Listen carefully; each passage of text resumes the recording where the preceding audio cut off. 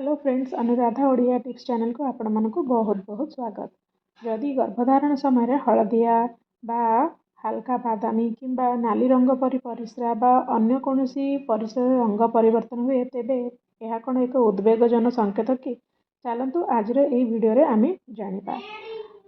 गर्भावस्था परिस्रा रंग परिवर्तन होबार अनेक कारण थाईपारे। गर्भावस्था अनेक हर्मोन परिवर्तन घटी थाए। यही समय महिला माने अनेक मेडिसिन खाती, बेले बेले डिहाइड्रेशन हेतु किंबा किसी खाइबा अभ्यास हेतु परिस्रा रंग हलदिया हो पारे। जदि एपरी हुए तेबे आपण यह निश्चित भाव में अनुध्यान करंतु। ध्यान दिंतु कि जे परिस्रा किछि मात्रा लाल हो जाउछ कि नाही, किंतु एगुड़िक अति साधारण परिवर्तन। जदि आपण निजर दैनंदिन जल ग्रहण बा पानी ठीक भाव में पीबे, यही लक्षण गुड़िक अधिकांश अदृश्य हो। गर्भावस्था प्रतिदिन 8 ରୁ 10 ग्लास पर्यंत पानी पीवा जरूरी। जदि आपण पर्याप्त परिमाण में पानी पीऊना तेबे डिहाइड्रेशन हेतु आपण अनेक समस्यार सम्मुखीन हो पारती। तेणु सर्वदा निश्चित करंतु जे आपण पर्याप्त परिमाण में पानी पीउछंती कि नाही। जदि आपण प्रतिदिन अति कम 3 लिटर पानी पीती तेबे यह आपण भल विवेचना कराए एवं आपणकर परिस्रा रंग ठीक रहे। तेबे चलतु जानिबा कि गर्भावस्था परिस्रा रंगर परिवर्तन केबे एक गंभीर विषय।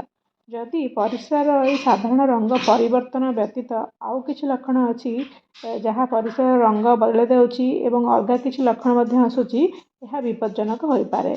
यही जेमिति कि जदि आपणकर परिस्रार रंग परिवर्तन होतिबो तबे यह मूत्रनली संक्रमण बा यूटीआई संकेत हो पारे।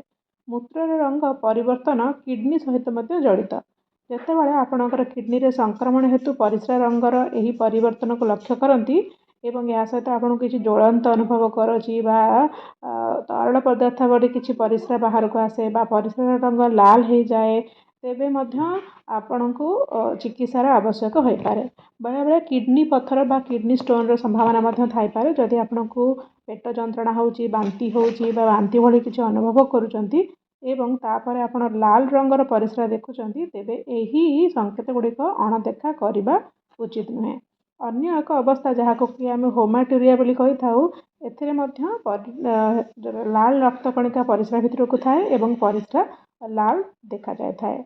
हल्का हलदिया हलदिया बा सामान्य डार्क रंगर परिस्रा एक साधारण समस्या जेतेबेले आपण अन्य कौनसी प्रकार जंत्रणा ज्वलन अनुभव करना। किंतु जदि आप लक्ष्य करछंती कि परिस्रा रंग गाढ़ लाल आसुची एवं ता सहित आपण को ज्वलन होउची बा बारंबार परिस्रा होउची, यही सबू अवस्था एक बड़ संकेत अटे एवं यही समय आपण आपणकर गायनेकोलॉजिस्ट सहित परामर्श करने उचित।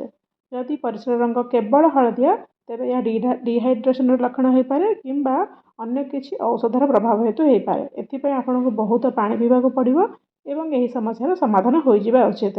यदि बहुत पानी पी सारा पर आपणकर समस्यार समाधान होना तेबे दिन को अति कम 3 लिटर पानी पीवंतु। तापर जदि आपणकर समस्या रोचे तेबे आपण स्त्री रोग विशेषज्ञ को निश्चय देखांतु।